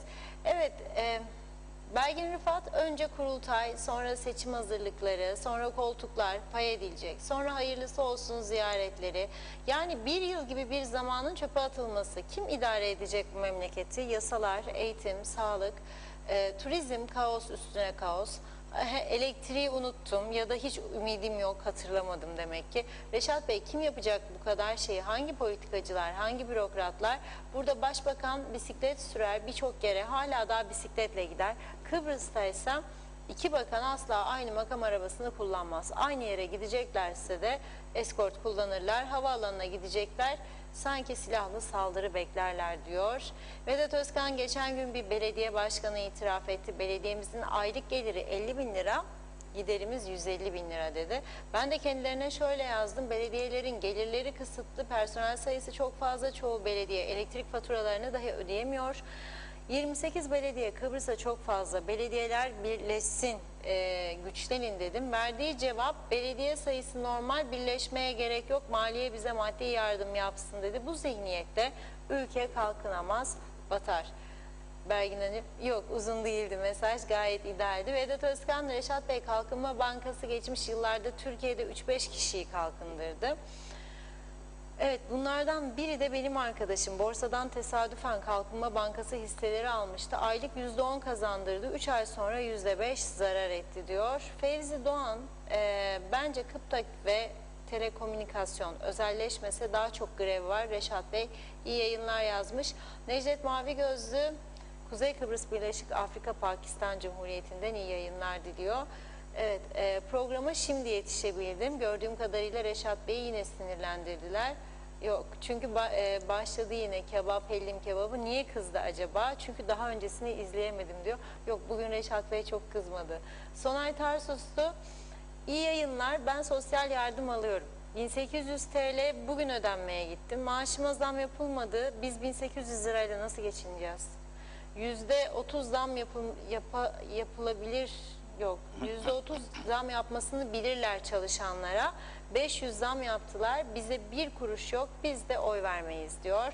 Fikret İpekçioğlu kim kimin parasını niye ödemiyor? Aldı başını gidiyor. Kimin dayısı varsa ödenmesini yıllarca hatta hiç yapmayan büyük şirketler, bazı belediyeler bile batağa doğru sürüklüyorlar. Bunun önünü kesecek olan yok mu? Kıbrıs'ımızı Han kapısı gibi kullanmaya devam ediyorlar demiş. Abdullah Azizoğlu, bir kamu bankası neden her hükümet değişiminde başka bir siyasi partiye bağlanır diye soruyor ve eklemiş mesajında asıl mesele budur. Evet, son olarak Ertan Kayalı Kudret Özersay'ı eleştirmiş, bozduğun hükümetin sonuçları bunlar. Erol Aslan iyi yayınlar diliyor. Avustralya'dan iyi ki varsınız demiş. Evet, Necdet Mavi Gözlü, küçücük bir çocuğun tedavisini bile başaramayan bir hükümet. Bir de iki ayrı devletten bahsediyor. Biz devlet değil, köy bile olamayız. Yarın yeniden buluşmak umuduyla hayırlı akşamlar diledi bize. Evet, teşekkür ediyorum mesajlarınıza. Burada noktalıyorum. Sözü Reşat Bey'e bırakayım. Evet. Bir taraftan da rejiye arkadaşlara yazıyorum. Şimdi ekonomik sıkıntılarımız falan filan var, konuşuyoruz. Ama iki tane nasıl programın başına dün ve bugün polis bülteniyle başladım. Bugün bir yenilik daha getireceğim programa. Önce bir şarkı dinleyeceğiz. O şarkıyı da niye gündeme aldım? Hani işte Kuzey Kıbrıs tümüyle açık pazar, Singapur, Dubai falan filan olabilir mi? O günlerde konuşurken aklıma çok ünlü, unutulmaz, merhum bir Türkiye'deki bir sanatçı, bir film sanatçısı, hiçbir zaman unutamayacağımız, onun filmlerini izlediğimizde devamlı eğlendiğimiz, neşelendiğimiz bir sanatçının şarkısı. Onu ayırmıştım, bekliyordu. Onu bir dinleyelim kısaca ama ondan sonra iki tane duyduk duymadık gelecek. Davulcu eşliğinde. Onları sizlere anons edeceğim. Biri 10 saniyelik kısalıkta, diğeri yarım dakika kısalıkta. Çok uzun vaktinizi almayacağım ama önce o şarkımızı dinleyelim. Namussuz Şükrü Güler. Bizim avrata oyuncu yapmış. Ben bunu yanına bırakır mıyım? Elime geçtin Şükrü. Seni kendi elimle keseceğim. Al! Bir zaman koşmuştun benim peşimde. Güç bela atmıştım seni başımda. Şimdi bana nispet yaparmış o. Bizde de mi lol lol lol. Şimdi bana nispet yaparmış o. Bizde de mi lol lol lol. Defterde yazılı bütün deliller. 3-5 arkadaşım bunu bilirler. Çok telefon ettin, alo alo. Bizde de mi lol lol lol. Çok telefon ettin, alo alo. Bizde de mi lol lol lol. Hep aldattın beni yalancı lafla. Evvelce gezerdin uzun çarşafla. Şimdi mini giymiş abo abo. Bizde de mi lol lol lol. Şimdi mini giymiş abo abo. Bizde de mi lol lol lol. Bilirsin haşinim benden yıllardır. Pek safuyum diye namaz kılardı. Her akşam istersin balo balo. Bizde de mi lol lol lol. Her akşam istersin balo balo. Bizde de mi lol lol lol.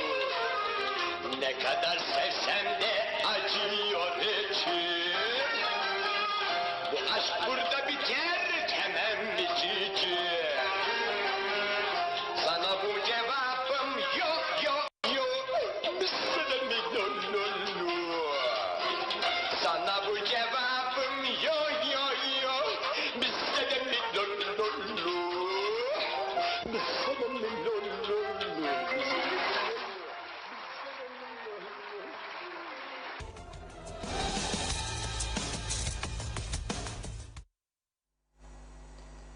Evet, Öztürk Sönengil ne güzel söylemiş.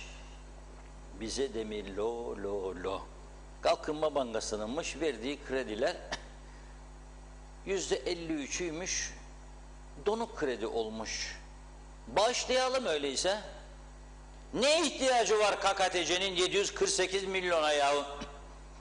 Dedim size, Hollanda'dan gelen adamı, Rıdvan Bey'i, kendi polisi, muhaciret memuru Mausa'dan içeri sokmadı. Rum soktular ne kadar?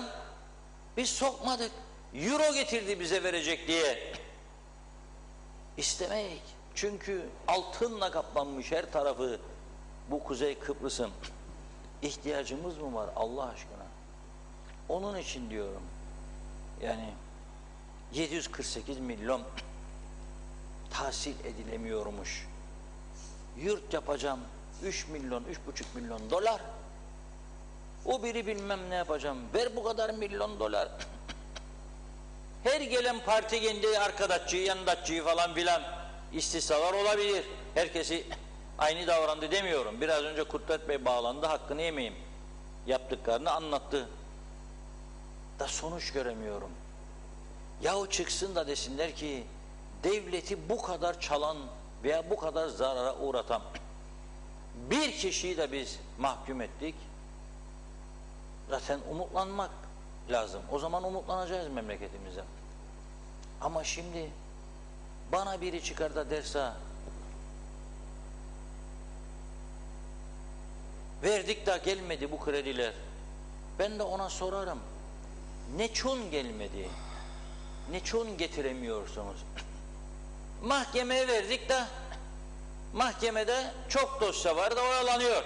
O da iktidarlarla ilgili bir sorun.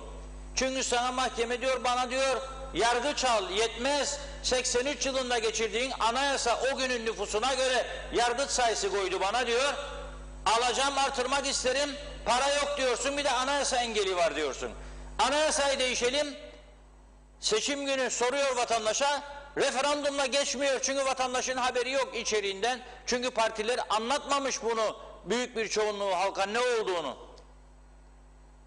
Anlatmadığı için halk da hayır dedi bu değişikliğe. Bazı partiler de hayır kampanyası yaptı. Bazı vatandaşlar da yaptı, örgütler de yaptı. Mesela Lefke, madem mahkememizi kapattınız dedi, hayır yapacak biz dedi. Senin oradaki mahkemen için kapandı? Binası çürüdüğü, çökmek üzere olduğu için. İnsanlar orada ölmesin diye kapattı Yüksek Mahkeme Başkanı. Defalarca uyardı, tamir edin etmedi. Onun için esas siz eylem yapmalıydınız. Onun için gidip kapısında günlerce hükümet başkanının ve ilgili bakanın eylem yapmalıydınız. Bu binamızı tamir edin, mahkememizi istiyoruz. Yapmadınız ama. Tersini yaptınız. Olmaması gereken bir hareketi yaptınız. Onun için şimdi gidip Güzelyurt'a giriyorsunuz duruşmalara, davalara, şikayet etmeyin. Öyle istediniz siz de. Bu ülkenin düzelmesini istiyorsanız önce kendimizi düzelteceğiz. Doğruyu bulacak. Biraz zarara da uğrayacak olsak bile doğruyu bulacak. Yani biz burada konuşuyoruz, zarara uğramıyor muyuz zannediyorsunuz? Nelerle uğraşıyoruz her gün? Ne şikayetler aldığımız çevreler var. Berekat versin, memnuniyet belirtenler %99, o bir de olacak. Böcekler, karıncalar, marıncalar. Birilerine diyecekler, bakka çok oldu bu adam, dokan falan. Zarf içinde gönderiyorlarmış hem de. Al zarfı da dokan diyorlarmış. Ben şimdi sana aldanıp da, senden korkup da sesimi kısacağım bu ülkede. O zaman yaşamamın ne anlamı kaldı burada? Alırım valizimi, çıkar giderim. Sen de başına geleni çek, ne olursa olsun. Onun için istiyorsak, bakın çözüm olsun olmasın, kendimizi düzeltmek zorundayız. Eğer kendimizi düzeltmeden hele bir çözüme gidersek, çok sıkıntılar yaşayacağız, çok ağlayacağız. Başımızı duvarlara çok vuracağız. Zannetmeyin bu kadar memur kalacak bu ülkede çözüm olursa. Ne olacak o zaman? Şimdi oy vermek için al çocuğu da vereyim oy dediğimiz siyasilere zorluyoruz. Çocuk o zaman iş alabilecek mi? Bunu düşünelim. Alabilecek mi? No patapat, no takatak, burasını sokuyor diyen adam nasıl %100 İngilizce isteyenlerden sınav geçecek gidecek? Neden eğitim kurumlarını zorlamıyoruz İngilizce ağırlık? Kağıtlarında öyle yazar. İngilizce diyor eğitim. Ne İngilizcesi? 3 kelime bir araya getiremiyor mezun olan çocuklarımız. Neden? Yoktur çünkü. Kağıt üstündedir o. Hangi üniversitelerimizi denetledik bu konuda da seviyelerini yükseltmeye çalıştık? Şimdi ben bunu söylerim, o çevrelerden de bana öf püf yaparlar. Çok oldu bu adam. Yok çok olmadım. Ben vazgeçiyorum bunlardan. Duyduk duymadık demeyine geçiyorum. Bakınız bir fotoğraf gelecek şimdi. Duyduk duymadık demeyin. Duyduk duymadık demeyin. Duyduk duymadık demeyin.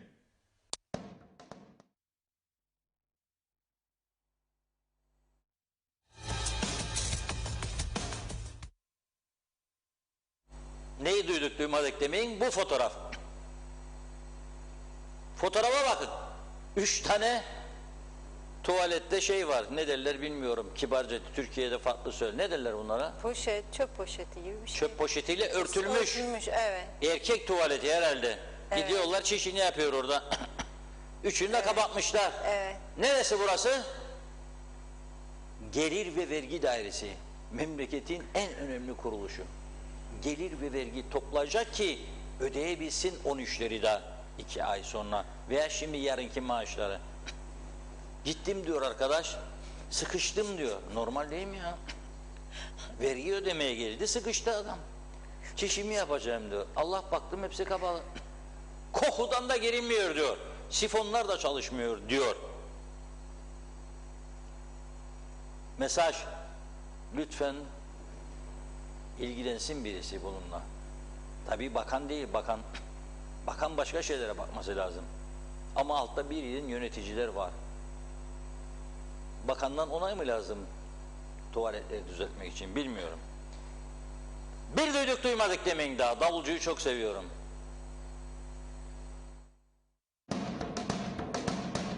Duyduk duymadık demeyin.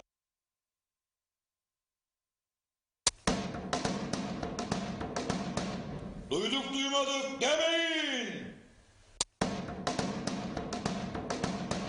Duyduk duymadık demeyin.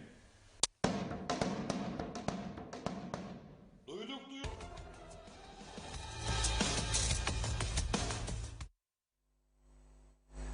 Evet, Derya Hanım da mahcup etti beni. Şimdi dedi ki pisuar denir Reşat Bey diyor. Nasıl bilemiyorsunuz bunu diyor. Cahilliğime bağışla çünkü çok değişik değişik kelimeler. Dolarizasyon derler mesela son zamanlarda ekonomistler Türkiye'de. Dolarizasyon. Bazıları der gerisin geriye ne demektir? Geri geri gitmek diyorduk biz. Gerisin geriye diyor. Bire bir diyor. Bir dakika. Neyse. İkinci duyurum çok farklı ama siyasetle ilişkili. Herkes kulaklarını açsın dinlesin. Bakın CTP çok yoğun bir şekilde hazırlanıyor yeni seçimlere. Hakkını vermek lazım. Gece gündüz çalışıyor adamlar ve daha şimdiden 2022 yılında yerel seçimlerde kimlerin belediye başkanı olacağını kararlaştırmışlar. Evet. Haziran 2022'de seçimler olacak. Nisan'da da genel olursa düşünün bu memleketin halini. Şubat'ta diyecekler seçim yasakları girdi. Ona dokunamam. Buna dokunamam. Onu alamam, bunu veremem. Beklesin. Nisan seçimleri bitecek. Arkasından diyecekler ki seçim yasakları devam. Neden? Yerel seçim var. Anayasa, baba yasa. TRNC, Republic of TRNC kanunları falan. Gene bir şey yok. Haziran sonuna kadar durdu mu memleket? Zaten durmuştur diyeceksiniz ama gene arada bir şeyler gerekebilir. Pisuarları tamir etmek mesela. Seçim yasağına girer mi girmez mi? Girerse hiç yapamayacaklar. Millet hiç gidemeyecek, vergi dairesine para ödesin. Ne ben gideceğim de orada pis kokuların içinde burnumun delikleri kırılsın, olmaz ya, yapamam. Neyse, CTP diyor ki parti meclisi toplantısında isimleri değerlendirdi ve oy birliğiyle onayladı. Bak bu da güzel. Oy çokluğuyla değil, demek ki bir disiplin var partide. Adaylığı onaylanan isimleri Ekim ayından itibaren tanıtmaya başlayacakmış CTP. Okuyorum kimleri nereye aday gösteriyor. Mausa Belediye Başkanlığı için Doktor Süleyman Uluçay. Akdoğan Belediye Başkanlığı için şimdiki başkan Ahmet Latif. Geçikkale Belediye Başkanlığı için şimdiki başkan Hasan Öztaş. Dikmen Belediye Başkanlığı için şimdiki başkan Yüksel Çelebi. Lapta Belediye Başkanlığı için Emre Efendi. Esentepe Belediye Başkanlığı için İbrahim Beyazbayram ve Lefke Belediye Başkanlığı için şimdiki başkan Aziz Kaya. Bunların adaylıkları onaylanmış. İlk tanıtım etkinliği 4 Ekim Pazartesi günü 19.30'da Mausa Belediyesi için gerçekleştirilecek diyor. Pazartesi 4 Ekim 19.30 Mausa tanıtım. Şimdi Yüksel Çelebi tabi Dikmen Belediye Başkanı çok güzel çiçekler ekiyor. Boğaz kavşağı dört ortasına. Ben de beğeniyorum. Orayı geçer geçmez her taraf dikenler, otlar, ağaç boyu olmuş. Onlar karayollarına düştüğü için öyle kalıyor. Belediye kendi hudutlarını temizliyor. Bir de son haftalarda asfaltlanmayan köy kalmayacak dedi başkan. Okuyorum zaman zaman sosyal medya paylaşımlarını. Bak benden şikayet etmesin ama ben ondan şikayetçiyim. Belediyeye Diyalog Gazetesi hala almıyormuş. Bu partizanlığını da sevmiyorum bu partinin hiç. İktidara girdiklerinde bir baktım, CTP ağırlıklı bir bakanlık, bana telefon geldi oradan. Ne oldu? Bizim daireye diyalog alırlar dedim. Bir başka gazete, diyaloğu durdurdular. Parti gazetesi aldılar. Ya durdurdun bir diyaloğu, ben batmam ya, zarar etmem. Halk da benden uzaklaşmaz. Ama yanlış yapıyorum. Bağımsız ve tarafsız medyayı yaşatacak dersiniz her yerde. Gelir gelmez ilk günden partizanlık yapma parti gazetesini. Zaten alıyorsun parti yardımı, ver o parayı ona, yaşat onu, evlerin altından bedavatsın. Türkiye'de parti gazetelerin satışı yasaktır. Burada serbesttir. Ama atma benim gazetemi, ne atan ya? Bu kadar değersiz mi, bu kadar yatırım yaptık? Gecemizi gündüzümüze katarak çalışıyoruz. Hafta 7 gün, yıl 365 gün. Bir emeğe saygı, ya emeğin partisisin. Bak söylüyorum buradan, yüzlerine de söyledim bütün arkadaşların, şimdi de söylüyorum, her zaman da söyleyeceğim. O kadar ağrıma giden bir şey oldu ki, 4 lira meselesi değil bu iş, bir gazete, 3 gazete. Bütün bakanlığın içinde kaç daire varsa, hepsine ilk günden talimat, durdurun diyaloğu, alın buna. Çok yanlış. Ama bak ben gene doğruları söyleyeceğim. Yüksel Başkanıma gücenmesin, çok beğeniyorum. Bir, onun yeşillendirmesi çok iyi. Değirmenlik Ali Karaöziller çok iyi. Gönyeli. Gerçekten beğenen var, beğenmeyen var. Eleştiren var, bazı katı tutumları var diye. Gönyeli Belediye Başkanı. Ama ben o yeşillendirme çalışmalarını gayet iyi buluyorum. Beğeniyorum. Biraz daha işlere girerse, köy işlerine, Yenikent işlerine daha fazla temizlik daha iyi olacak. Ama gerçekten bir farklılık var. Biraz yeşilliğe ihtiyacımız var diye az bir bölgeyi de görsek yeşillendirilmiş, hoşumuza gidiyor. Ahmet Benli Bey'in ben hakkını yiyemem şimdi. Çalışıyor, yeşillendiriyor. Yüksel Çelebi'ni yiyemem. Ama Yüksel Bey'e selam ediyorum buradan. Belediye bir diyalog gazetesi ne koyman ya? 2 dönemdir oradasın, 8 senedir. Ne çun bize bu haksızlığı yapıyorsun sen de?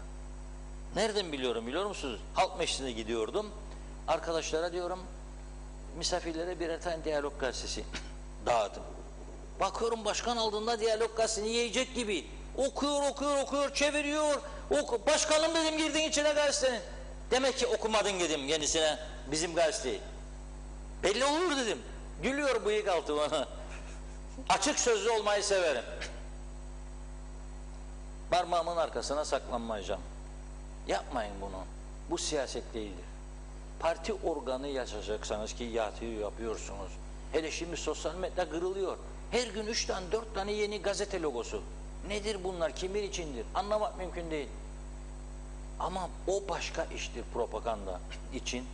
Kimi nasıl etkilersen. Ama ulusal medyayı yaşatmak zorundasınız. Doğruların kamuoyuna doğru aktarılması için. Çünkü bu ulusal medyayı da yıpratırsanız, etkisizleştirirseniz ve böyle Facebook, internet medyası yaratırsanız, dedim az önce, yolla zarfı diyor bazı arkadaşlar. Önce böyle açıp bakıp, yetmezse de ikincisini talep edip de sizlere saldırıyorlar. İyi iş yapacağınızda da sizi geriletmek için yapıyorlar bunu ülkelerine.